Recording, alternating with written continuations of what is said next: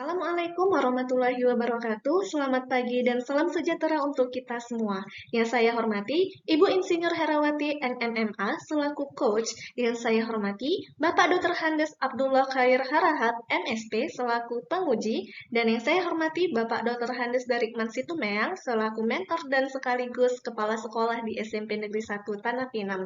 Dan tak lupa pula rekan-rekan saya sekalian di Angkatan 1 Kelompok 3. Di sini saya ingin memaparkan rancangan aktualisasi saya yang berjudul Peningkatan Motivasi Belajar Siswa Kelas 8E pada Pelajaran Bahasa Inggris melalui Media Pembelajaran Inovatif di SMP Negeri 1 Tanah Pinang. Izinkan saya memperkenalkan diri terlebih dahulu. Saya peserta Latsar CPNS 2022, golongan 3, Angkatan 1, Kelompok 3. Saya Alif Hidayati SPD, lahir di Medan 7 Januari 1996. Alamat saya di Jalan Mergasi 5, Kutabulu. Instansi saya bekerja di UPT SMP Negeri 1 Tanah Pinang, Kabupaten Dairi. Dan jabatan saya adalah Guru Bahasa Inggris Ahli Pertama. Berikutnya saya ingin menunjukkan profil organisasi saya, yaitu SMP Negeri 1 Tanah Pinang, yang beralamat di Jalan Mergasi 5, Desa Kutabulu, Kecamatan Tanah Pinang, Kabupaten Dairi, Provinsi Sumatera Utara, dengan kepala sekolahnya adalah Bapak Dr. Handes Darikman Situmeang.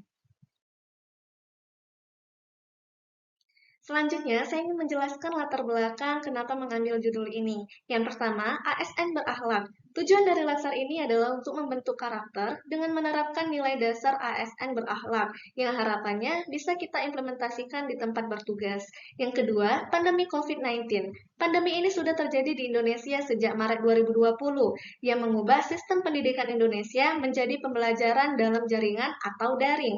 Selang beberapa waktu setelah turun kasus pandemi COVID-19, terlaksananya lagi lah pembelajaran tatap muka secara terbatas, yang maksudnya adalah jumlah siswa di dalam ruangan dikurangi sebanyak 50%, dan juga waktu yang seperti biasanya dibatasi.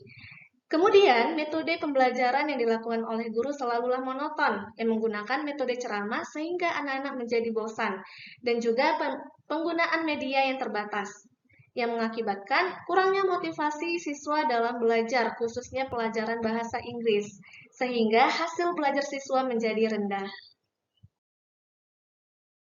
Saya mengidentifikasi 3 isu yang terjadi di tempat saya bertugas. Yang pertama yaitu kurangnya motivasi siswa kelas 8E pada pelajaran bahasa Inggris di SMP Negeri 1 Tanah Pinang. Yang kedua, belum optimalnya tingkat kehadiran siswa kelas 9 di SMP Negeri 1 Tanah Pinang. Dan yang ketiga, belum optimalnya penggunaan majalah dinding di SMP Negeri 1 Tanah Pinang. Saya menganalisis isu dengan metode APKL. A adalah aktual, P problematik, K kelayakan, dan L layak. Dari ketiga isu tersebut, semuanya memenuhi syarat. Kemudian, saya menganalisis isu dengan teknik USG. U adalah urgency, S adalah seriousness, dan G adalah growth. Dari ketiga isu tersebut, yang memiliki total tertinggi yaitu kurangnya motivasi siswa kelas 8E pada pelajaran bahasa Inggris di SMP Negeri 1 Tanah Pinang, sehingga isu tersebut menjadi prioritas nomor 1 saya. Saya juga menganalisis isu dengan diagram fishbone, dengan sebab akibat, material, manusia, metode, dan lingkungan.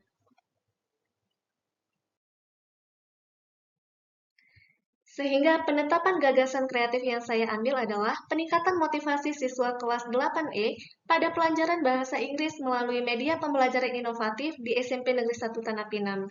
Adapun kegiatan kreatif yang akan saya lakukan, yang pertama yaitu pembelajaran bahasa Inggris dengan menggunakan media audio visual. Yang kedua, pembelajaran bahasa Inggris dengan menggunakan media Spanish Words untuk meningkatkan keterampilan kognitif siswa. Yang ketiga, memberikan ice breaking ketika di dalam proses pembelajaran. Dan yang keempat, memberikan reward dan punishment.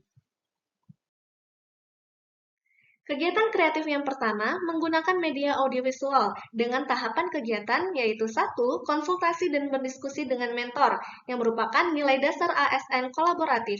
Yang kedua, menyiapkan sarana untuk penggunaan audiovisual, merupakan nilai dasar kompeten. Yang ketiga, menunjukkan video-video dari native speaker dan dipandu oleh guru, merupakan nilai dasar kompeten dan adaptif. Dan yang keempat, meminta siswa untuk memperhatikan seperti video yang ditayangkan, merupakan nilai dasar harmonis. Dari tahapan kegiatan tersebut, memberikan output atau hasil terlaksananya penggunaan media audiovisual dalam pembelajaran bahasa Inggris.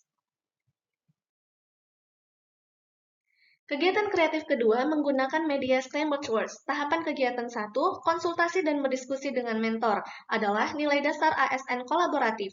Yang kedua, memberikan pretest kepada siswa di awal pembelajaran, merupakan nilai dasar kompeten. Yang ketiga, menyiapkan media Scrambled Words untuk pembelajaran, merupakan nilai dasar adaptif. Yang keempat, mengatur posisi tempat duduk ataupun kelompok, merupakan nilai dasar harmonis. Dan yang kelima, menyiapkan instrumen penilaian, yang merupakan nilai dasar akuntabel dan kompeten. Dari tahapan kegiatan tersebut, memberikan output atau hasil terlaksananya pembelajaran menggunakan media Scrambled Words dengan tujuan untuk meningkatkan keterampilan kognitif siswa.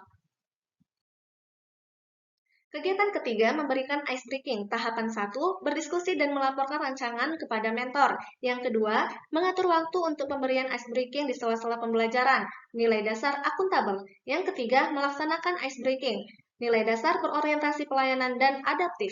Yang keempat, mengatur posisi tempat duduk siswa agar tertib, merupakan nilai dasar berorientasi pelayanan dan harmonis. Yang kelima, meminta siswa memberikan refleksi di akhir pembelajaran, yaitu nilai dasar kolaboratif, yang memberikan output atau hasil terlaksananya kegiatan ice breaking di dalam proses pembelajaran.